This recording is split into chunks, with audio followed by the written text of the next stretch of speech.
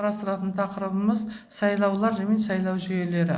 Қарастыратын сұрақтарымыз сайлау жүйелері мәні және негізгі түрлері, екінші сайлау кампаниясының құрылымдық сатылары, үшінші сайлау кампаниясы және сайлау шаралары. Мақсаты мен қорытындысы белгілі бір уақытқа басқару және шешім қабылдау функцияларын жүзеге асыратын адамдарды сайлау жолындағы іс-қимыл жиынтығы болып табылады. Сайлау басқарушы элита құрамына үміткерді жай ғана іріктеу емес, өте маңызды даму жолын анықтайтын саяси күрес. Сайлау және сайлану құқығы дегеніміз мемлекеттің өкілетті органдарына азаматтардың сайлау және сайлану құқықтары. Бұл адам құқықтарының жалпы декларациясынан туындайды.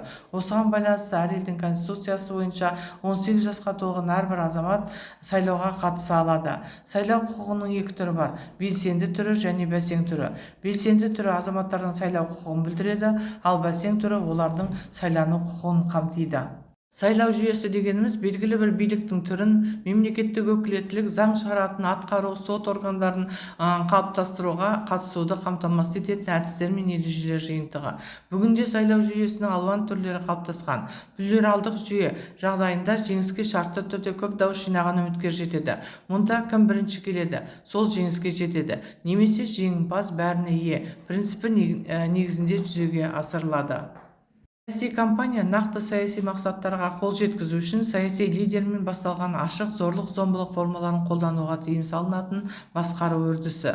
Саяси кампания негізін белгіленген мақсатқа ұмтылатын нақты саяси акттардың субъективті еркі құрайды. Саяси кампания басқару объектісі өзіндік өмірлік позициясы мен құндылық бағыт-бағдары бар адамдар, ал субъектілері басқару шешімдерін қабылдайтын және оларды нақты тәжірибеде жүзеге асыруға ұмтылатын адамдар.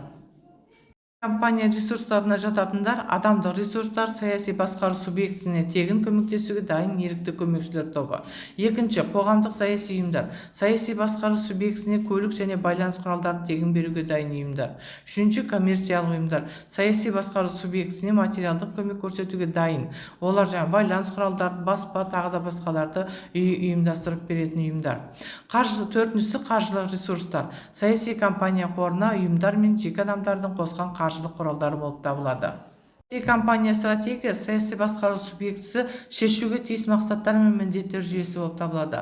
Мақсат, міндеттер нақты анықталып, олардың байланысы негізделуі тиіс. Стратегияда басты саяси мақсат анықталуы тиіс. Саяси мақсаттарды анықтау саяси қайраткерлер міндетті, ал мақсаттар кешенін анықтайтын саяси менеджерлер болып табылады. Саяси стратегия құжатының құрылымына тоқталатын болсақ, бірінші саяси мақсат, екінші басқарушы мақсаттар, үшінші адрестік топтар, төртінші сендіруші коммуникациялық орталық тақырып, бесінші сюжеттік линиялар, алтыншы бәсекелестерге қатынас стратегиясы. Саяси имидж саясаткердің өзі туралы, оның тұлғалық қасиеттерін бұқаралық ақпарат құралдары мен қоршаған ортамен берілген түсініктер негізінде жасалған бейнесі, яғни адамның, топтың, үрдіс немесе құбылыстың кәсіби имиджі мекелер мен аудитория санасында жасалған ойдағы үлгісі. Имидж мамандармен жасалған бейне үлгі, яғни имидждегі маңызды белгілер өзін және өзінің ісіне деген сенімділік, қоғамға қызмет көрсету позициясы, адамдарға қамқорлық көрсету, олардың мұқтаждықтарын жақсы білу, олардың өмірін жақсартуға ұмтылу, энтузиазм, оң эмоциялар тудыру, шешімділік, ерік, энергия, жоғары моральдық қасиеттер, адамдарға ықпал ете алу.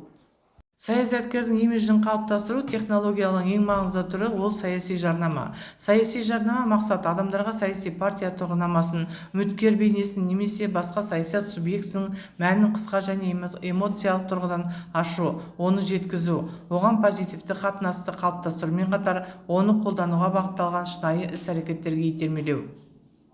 Жүргізу дегеніміз саяси ахуалды бағалау, үміткер мен қарсыластың әлді және әлсіз жақтарын, саяси кеңістік құрылымын талдау, округтік электоралдық паспортын жасау, науқанның негізгі мақсаттарын анықтау, науқанның негізгі идеяларын, тұжырымдамаларын дайындау, сайлаушыларды негізгі идеялармен таныстыру әдістерін таңдау, үміткермен және оның өкілдерімен кездесулер, бұқаралық ақпарат құралдарымен, көшедегі жарнама, пикеттер ұйымдастыру, саяси жоспарлау, сайлау алдындағы белсенділіктің график жоспарын құру, сайлау науқанының штабын, бюджетін және тағы да басқаларын қалыптастыру болып табылады.